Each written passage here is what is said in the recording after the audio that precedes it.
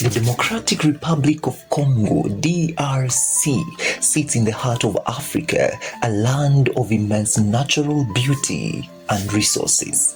It is home to the Congo Basin, the world's second largest rainforest after the Amazon. The Congo River, the lifeblood of the nation, meanders through its vast landscape, feeding into a dense and diverse ecosystem. The Congo Basin is a region that holds the heartbeat of Africa, a vital space for both the environment and the people who depend on it. This is a land of abundant rainforest, wetlands, and rivers. But it's not just the forests that make the Congo so important. Beneath its soil lies one of the world's richest deposits of minerals. In the Congo, gold, diamond, coltan, cobalt, and a wealth of other rare minerals wait to be uncovered. These minerals have the potential to bring prosperity, but history has shown they will become both a blessing and a curse for the nation. Long before the arrival of the European colonizers, the region that is now the DRC was home to powerful and thriving kingdoms. The Kingdom of Congo, one of the most significant, was located in the northwest and flourished for centuries. With a strong political structure, trade networks, and cultural influence, the Congo people built advanced agricultural systems, developed art and culture, and traded extensively with other African kingdoms and European merchants. The Kingdom of Congo was not only rich in resources but also in culture and power. Its kings, known as Mani Congo, ruled vast territories, engaging in diplomacy with European traders and even adopting Christianity as a state of religion after Portuguese contact. But Congo wasn't the only great kingdom in the region. The Luba and the Lunda empires in the central and southeastern parts of the Congo were also major players in pre-colonial Africa. These empires controlled vital trade routes and resources, and their intricate political system provided stability and unity. From the art of the Luba and the military strategies of the Lunda to the sophisticated governance of the Congo, these societies were rich in history and had developed strong systems that were central to the prosperity of the region long before the Europeans arrived. In the late 15th century, Portuguese explorers arrived on the west coast of Africa, marking the beginning of a new era for the Congo. The Portuguese, led by explorers like Diogo Cao, began to establish trade relations with the kingdoms of Congo, introducing European goods such as textile and taking slaves in return. But it wasn't just trade. This marked the start of European influence, which would only grow over time. In 1482, Diogo Cao sailed down the Congo River, planting a stone pillar to mark Portugal's claim. Soon after, the Kingdom of Congo established diplomatic relations with the Portuguese, and the first steps were taken toward colonization, although it will be centuries before the full impact will be felt. While initially the Portuguese seemed to offer a path to prosperity through trade, their true interest was in the Congo's wealth, especially in the form of slaves and other resources. The arrival of the Europeans would slowly unravel the established order in the region, laying the groundwork for exploitation and eventually colonization. As the 19th century unfolded, European powers were scrambling to carve out their empires in Africa. One of the most notorious and tragic chapters in Congo's history begins in 1885 when King Leopold II of Belgium, under the guise of humanitarian mission, claimed the vast region of Congo as his personal property. He named it the Congo Free State state, and it will become a nightmare for millions of Congolese. King Leopold II, in his greed for wealth, convinced the world that he was establishing a free state for the benefit of the Congolese people. However, behind the facade of progress, he created a brutal regime that would enslave and terrorize the people for over 2 decades. The Congolese people were subjected to forced labor, particularly in the extraction of rubber, which was in high demand during the Industrial Revolution. The rubber trade was extremely profitable, but it came at an immense human cost. Villages were held hostage, families were torn apart, and those who failed to meet rubber quotas were punished severely, often with amputation, execution, or mutilation. Leopold forces, known as the Force Publique, was notorious for their cruelty. The atrocities were so widespread and horrific that it's estimated between 8 to 10 million people died during this period. The brutality of Leopold's reign shocked the world, but it took decades before the international community took action. In 1908, after international outcry over Leopold's abuses, the Belgian government formally took control of the Congo, transforming it from the Congo Free State into a Belgian colony known as the Belgian Congo. While the brutalities under Leopold's reign subsided, the new Belgian rule did little to improve the lives of the Congolese. Instead, it continued to exploit the country's vast natural resources for the benefit of Belgium, keeping the local population in a state of subjugation. Under Belgian rule, the Congolese were treated as mere tools for the colonial masters. While Belgium reaped immense profits from the extraction of resources like copper, rubber, and later uranium, the Congolese people had little say in their own fate. They were denied education, their political rights were restricted, and their labor was exploited with little regard for their well-being. Belgium's policies were designed to maintain control and ensure economic extraction, with little focus on developing the country or its people. The Belgian colonial administration built infrastructure, roads, railways, and ports, but only to further the extraction of resources, not to benefit the Congolese people. Belgium's true purpose in Congo was to extract its wealth, whether it was diamonds, copper, or rubber, and to send that wealth back to Europe. There was little investment in the development of the Congolese people. Education, healthcare, and industry were minimal, leaving the country in a state of dependency. By the 1950s, the world had changed and the wave of decolonization was sweeping across Africa. The Congo, however, was not prepared for independence. Belgium had made no meaningful efforts to prepare the Congolese for self-rule. The education system had not only produced a small elite with the little real knowledge of governance or leadership. Meanwhile, the country's rich resources were being drained and a new wave of nationalist movement began to rise. In the years leading to independence, Congo's rising nationalist movement, led by figures like Patrice Lumumba, began to demand an end to colonial rule. Yet Belgium's reluctance to let go of its colony only fueled tensions, and by the time independence was granted in 1960, Congo was ill prepared for the challenges that lay ahead.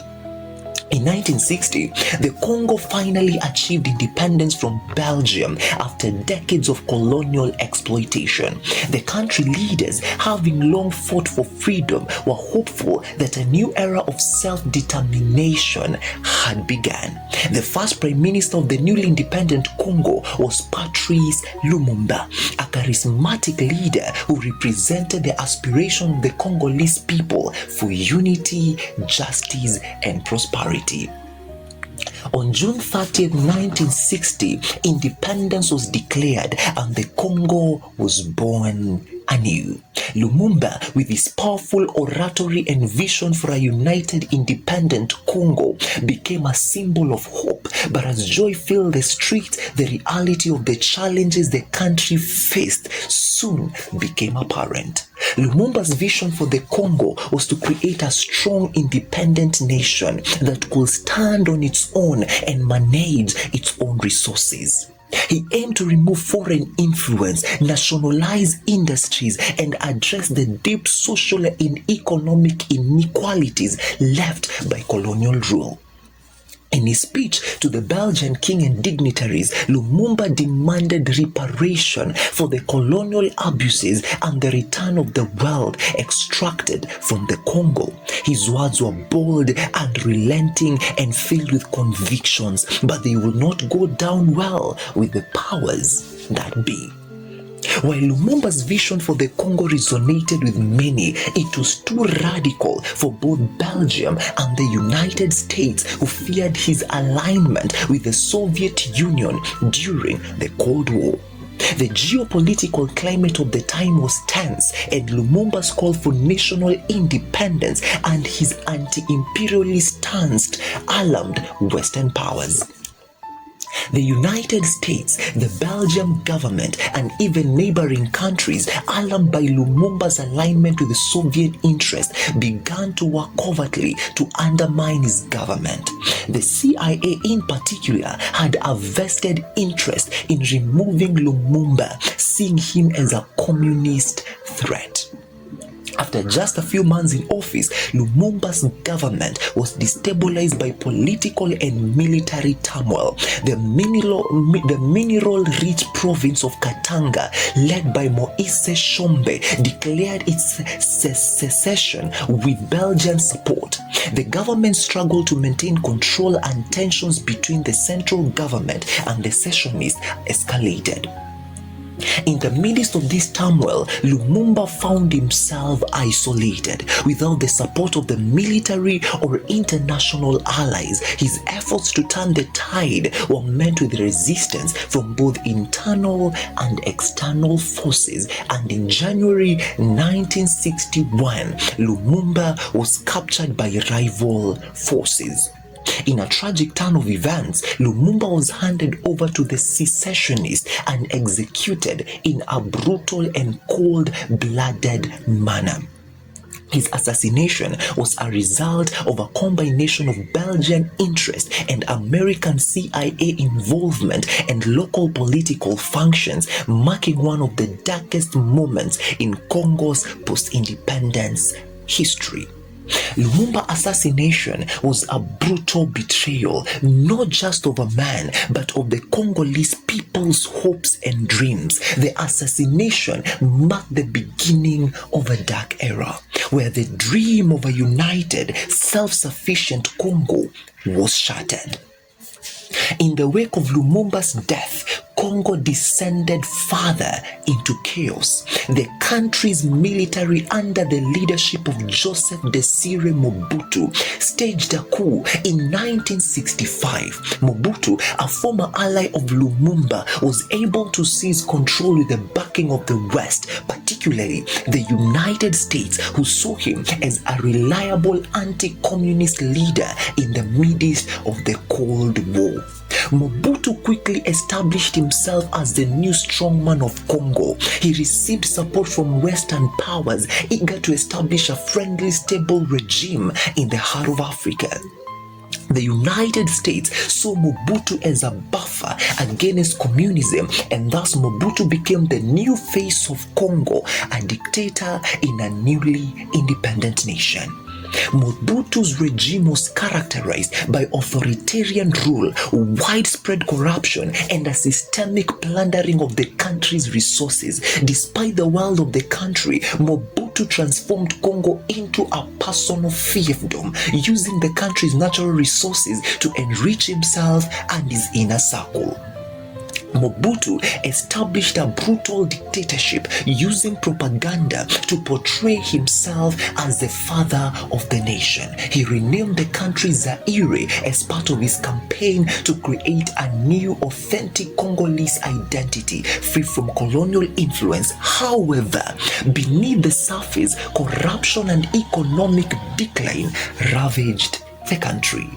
After Mobutu Sese Seko's rise to power in 1965, he ushered in a new era, but one that was marked by corruption, authoritarian rule, and a personal enrichment that would leave the country in shambles. Mobutu renamed the country from Congo to Zaire in an attempt to forge a new national identity. But this was only a superficial change. Beneath the surface, Zaire became a kleptocracy, a state controlled by Mobutu and his cronies for personal gain. Mobutu Zaire was not a country in the traditional sense, but rather his personal empire. The wealth of the nation, its minerals, its forests, its resources were all funneled into Mobutu's hands. He lived a life of luxury while the Congolese people suffered in poverty. Mobutu created a system in which government officials, business leaders, and military commanders were expected to provide him with kickbacks in exchange for the right to operate within the country. Foreign companies, particularly from those from the West, were complicit in this system, exploiting Zaire's natural resources while contributing nothing to the development of the local population. While Mobutu built his palaces and spent millions on his lavish lifestyle, Zaire infrastructure deteriorated. Roads, schools, and hospitals fell apart. The health and education system were neglected, and the people of Zaire were left to fend for themselves in a country that was rapidly crumbling. Mobutu's regime was also marked by an extensive use of propaganda, creating a personality cult around himself. His image was omnipresent. His portraits adorned buildings, schools, and streets. He portrayed himself as the savior of the nation, the leader who had freed the Congo from the chaos of independence and made it stable once again. Mobutu's propaganda machine worked over time to craft an image of a benevolent, all-powerful leader. He was presented as the father of the nation, even as his policies caused devastation. His regime crushed any opposition. Dissent was met with imprisonment, torture, and even at times, death. Dissent was not tolerated. Opposition leaders and political activists were silenced, with many being arrested and tortured. Mobutu's secret police, the Service National de Renseignement, were notorious for their brutal tactics. Human rights abuses were rampant, but the world turned a blind eye as Mobutu maintained his status as a key ally of the West during the Cold War. The fear of Mobutu's regime spread throughout the country. People were afraid to speak out, as their words could lead to imprisonment or even execution. This was the true face of the Mobutu regime, a leader who, despite his rhetoric, kept his people under a suffocating grip of fear and control. By the early 1990s, the cracks in Mobutu's rule began to show. The once booming economy had collapsed, largely due to his rampant corruption and the embezzlement of state funds. Foreign aid, which Mobutu had relied on, began to dry up as the international community grew wary of his rule. Zaire's economy, once one of the richest in Africa, had crumbled under Mobutu's rule. Inflation soared, unemployment skyrocketed, and ordinary Congolese found themselves struggling to survive. The state-run industries were mismanaged and pillaged, and Mobutu's personal wealth continued to grow at the expense of the nation. The end of the Cold War in the late 1980s further eroded Mobutu's international support. Western governments, who had once seen him as a crucial ally against communism, now began to distance themselves as his regime became increasingly despotic. Meanwhile, internal opposition movements began to gain ground. The collapse of Mobutu's support both at home and abroad signaled the beginning of the end. In 1994, the Rwandan genocide occurred next door, and millions of refugees flooded into Zaire further destabilizing the region. Rebel groups fueled by the chaos began to organize. The opposition, led by Laurent Desire Kabila, began to gain momentum. In 1997, the rebellion against Mobutu finally succeeded. With the support of neighboring Rwanda and Uganda, Laurent Desire Kabila and his forces overthrew Mobutu, forcing him into exile. Mobutu's reign came to a humiliating end after 32 years of obsolete power. Mobutu, once one of the most powerful men in Africa, fled into exile as Kabila's forces captured Kinshasa. The world watched as the dictator who had plundered his nation for over 3 decades was dethroned. But the fall of Mobutu did not bring peace to Congo. In fact, it marked the beginning of a new era of conflict, one that will plunge the country into the Great African War. The fall of Mobutu in 1997 didn't bring the peace and stability that the Congolese had hoped for. Instead, the country plunged into a deeper crisis as the collapse of the Mobutu regime left a power vacuum. Armed groups began to rise to prominence. The spark for the First Congo War or the First Zaire War was ignited by the instability of the Great Lakes region, specifically the aftermath of the Rwandan genocide of 1994. In 1994, after the Rwandan genocide, nearly 2 million Hutu refugees fled to the neighboring countries, including Zaire. Among them were many who had participated in the genocide. This influx of refugees, along with the presence of genocidaires, was a major source of tension between Rwanda and Zaire. The Rwanda government, led by the Tutsi majority, could not allow these perpetrators to remain in the neighboring Zaire.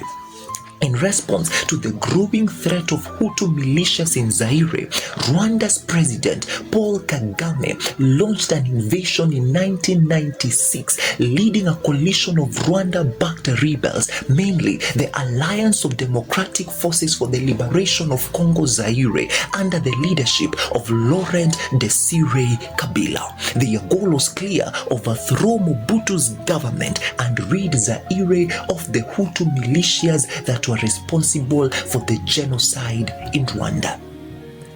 Rwanda, supported by Uganda, Burundi, and even some Congolese rebels, quickly advanced towards the capital. The international community largely stood by with little action to stop the Rwandan-led forces. Mobutu's military worn down and demoralized stood no chance.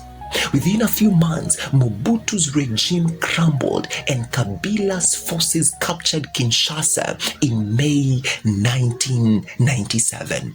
Mobutu was forced to flee and Laurent Desire Kabila became the new president of Zaire, renaming the country once again to the Democratic Republic of the Congo. Kabila's victory, however, was not one of the unification or celebration for the Congolese people. Although Mobutu was gone, the country was left with a myriad of problems: ethnic division, military groups, and Mobutu was gone, the country was ethnic division, military groups, and the continued presence of foreign powers, all of which threatened to plunge the DRC further into chaos. What followed the First Congo War was far worse. A conflict so large and devastating that it became known as Africa's World War. The Second The Second Congo War began in 1998, just an year after Kabila took power. This time, the war involved 9 African countries and over 20 armed groups, including Rwanda, Uganda, Angola, and Zimbabwe, who all had their own interest in the country. The situation in the DRC quickly spiraled out of control. Neighboring countries, seeing an opportunity to exert their influence, sent troops to support various factions. Rwanda and Uganda, having previously supported Kabila's rebels to overthrow Mobutu, now turned against him when he began to oppose their interest in the region. This shift in alliances triggered an all-out war. As the war escalated, millions of civilians were caught in the crossfire. Rebel groups allied with foreign countries fought against Kabila's government forces, while the DRC vast mineral wealth continued to be a major factor in fueling the conflict.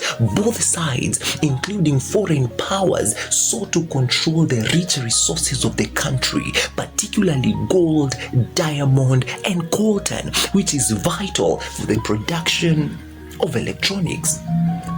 The war led to unimaginable human suffering. Over 5 million people died, mostly from hunger, disease, and violence. The Congo civilians, already struggling with poverty and hardship, found themselves living in a constant state of terror. Women were raped, children were abducted, and a whole community were destroyed in the violence. The international community, while providing peacekeepers and aid, struggled to control the situation. The United States launched peacekeeping missions, but their efforts were often undermined by the lack of a coordinated approach and the deepening involvement of neighboring countries. The peacekeeper in the DRC faced impossible odds. Despite their presence, rebel groups continue to fight for control, and foreign governments maintain their meddling in the country's affair. The conflict was not just a civil war, it was a geopolitical chess game where local lives were pawns in a much larger struggle for power. In 2003, after years of brutal fighting, a peace agreement was signed officially, ending the Second Congo War.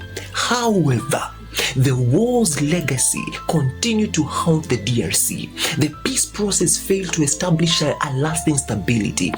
Rebel groups remained active, often fueled by the profits from the mineral trade. The humanitarian crisis continued, and the government struggled to maintain control over its vast territory. Although the official war ended in 2003, the DRC was far from peaceful. Armed groups and militias, both local and foreign-backed, continued to terrorize the country. The economy recovery was slow, and the country's immense wealth in minerals became both a blessing and a curse. Instead of being a source of prosperity, it fueled conflict and corruption.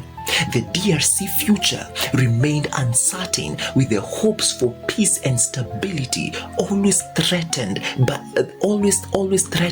by the competing interests of local warlords, neighboring countries, and global corporations seeking to profit from its resources.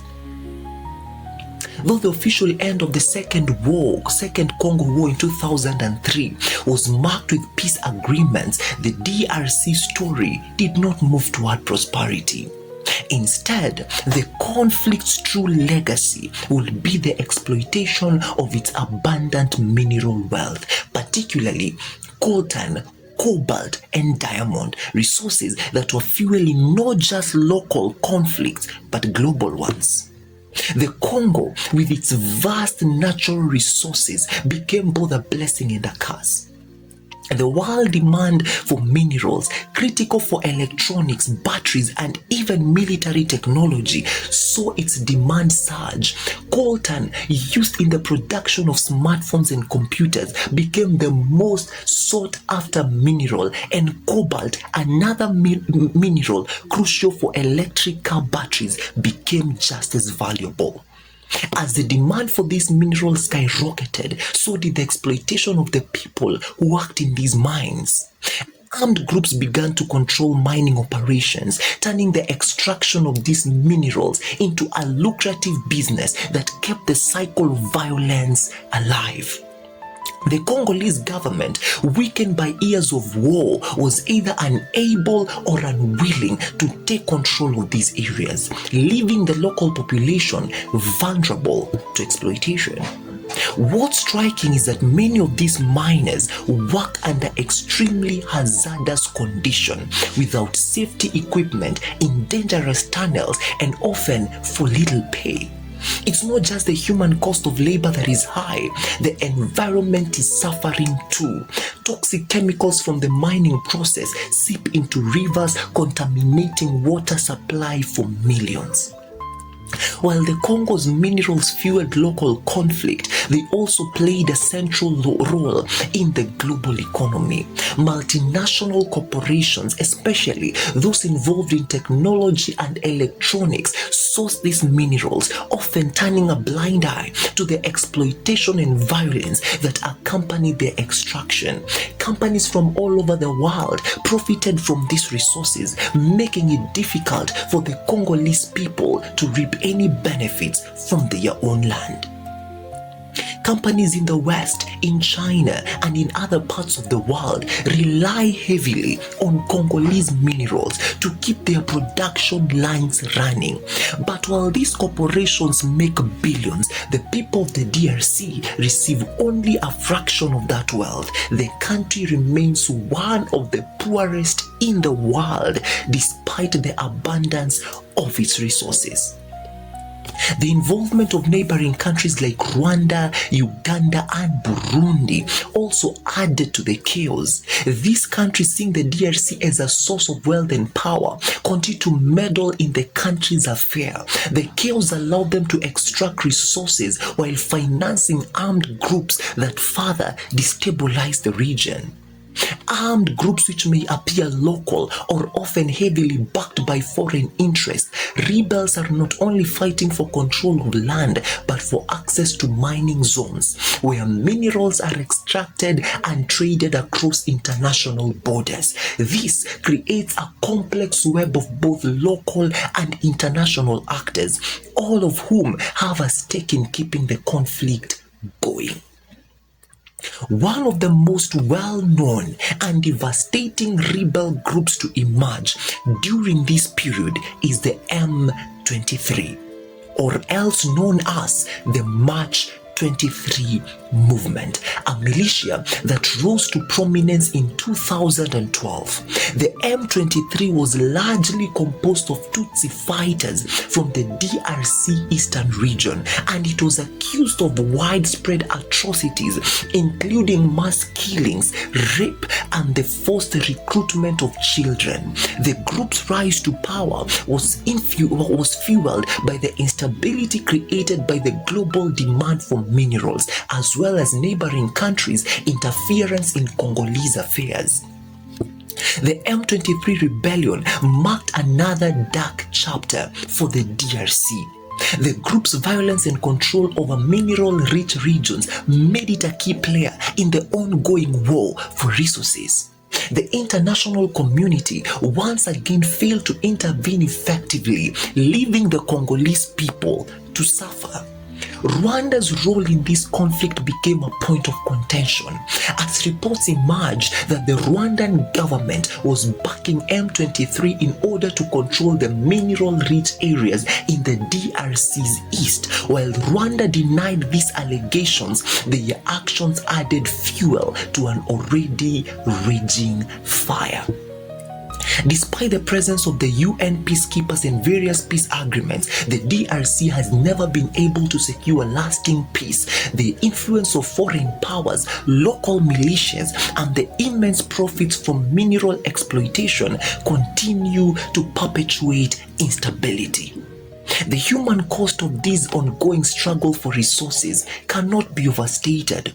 Millions of people have been displaced from their homes, forced into refugee camps, or made to live in conflict zones where violence and starvation are daily threats. Women in particular have been disproportionately affected by the conflict, with reports of widespread sexual violence used as a weapon of war. The human toll has been staggering. Over 6 million people have died in the DRC since the beginning of the First Congo War in 1996. And despite the global attention on the exploitation of the country's resources, the people of the DRC continue to face unimaginable hardship without the benefits of their own land's wealth. The humanitarian crisis has become one of the worst in modern history, with little sign of improvement. The constant cycle of violence, coupled with extraction of resources, has left the country in a state of perpetual poverty, where the wealth under the earth is never reflected in the lives of those who call it home. The DRC, after decades of conflicts, remains a nation in crisis. With its rich natural resources, it stands as one of the wealthiest nations on the planet in terms of untapped potential. However, for its people, the situation remains dire. Millions of Congolese are displaced, and the country faces one of the highest rates of sexual violence in the world. The government, still weak after years of war, struggles to provide basic services, let alone safeguard its citizens from the ongoing threats of armed groups and external actors. Despite the image of growth in its urban centers, much of the DRC still lives in extreme poverty. The country's infrastructure is crumbling. Basic services like education and healthcare are underfunded, and millions of people live in conditions that are nothing short of dire. Over 5.5 million people are still displaced with no clear path home. The ongoing wars in the east, the country's dependency on the foreign aid, and the perpetual instability caused by rebel groups and corrupt governance create a situation that seems intractable. The Congolese people, once hopeful after independence, now live in an environment where peace seems out of reach. Despite the international attention and numerous peace agreements, children without education, families living in squalor, and the constant threat of violence, these are the daily realities for millions of Congolese people. The lack of investment in the country's people and infrastructure has trapped the nation in a cycle of poverty and conflict. For many, the question is no longer about what the DRC people can do to fix their nation. It's about what the international community can do to help end the crisis. The United Nations has had a peacekeeping force in the DRC since 1999, but its efforts have often been criticized as ineffective, unable to prevent the continued violence or bring about meaningful change. The UN keepers have been in the DRC for over 2 decades. They are meant to bring stability, but with limited resources and no clear mandate. Their presence has not been enough to prevent ongoing violence. Peacekeeping forces are often caught in the crossfire of warring factions, and their role has been more about maintaining the status quo than creating lasting peace. Furthermore, the involvement of foreign powers, whether it is neighboring countries or international corporations exploiting mineral resources, has complicated the situation. Some see the DRC's instability as an opportunity, turning the country into a geopolitical pawn in a larger global game of influence. International intervention in Congo affairs often comes with its own interest. Neighboring countries, particularly Rwanda and Uganda, have used the DRC as a stage for their own geopolitical games. While multinational corporations profit from the country's natural resources, with so many different parties involved, it's unclear what role, if any, the international community can play in bringing about real change. Despite the odds, there is still hope for the future of the DRC. But for this hope to materialize, fundamental changes need to take place. First and foremost, the country needs effective governance. The Congolese government must become accountable to its people with stronger institutions that can deliver justice and services to the public. Corruption, which has plagued the country for decades, must be eradicated if the nation is to rebuild. There are signs of hope among the youth, activists and those working in civil society who believe in a better future for Congo. Grassroots movements are beginning to grow with a new generation of leaders calling for an end to corruption, better governance, and a true peace process. The DRC's future, if it is to be bright, depends on the ability of these voices to rise above the noise. But it is not just the government's role that needs to change. The international community must hold accountable those responsible for exacerbating the violence, whether it is by cutting off the funding of armed groups through illicit trade in minerals, or by placing pressure on neighboring countries to stop meddling in Congolese affairs. The global demand for Congo's resources must be met with ethical practices where the Congolese people, not foreign interests, see the benefits of their land. For peace to prevail in the DRC, a new model of development is needed. One that places the rights and well-being of the people first. The global demand for minerals must come with a commitment to ensuring that Congo's wealth benefits the people who live on the land, not just the corporation that profit from it. The road ahead for the DRC is fraught with challenges, but not without opportunities. As the world moves towards renewable energy and electric vehicles, Congo's role as a key supplier of cobalt, one of the most essential minerals for this transition, places it in a unique position. But whether this wealth translates into development, stability, and peace will depend on the choices made today, both within Congo and globally. The DRC story is not yet finished.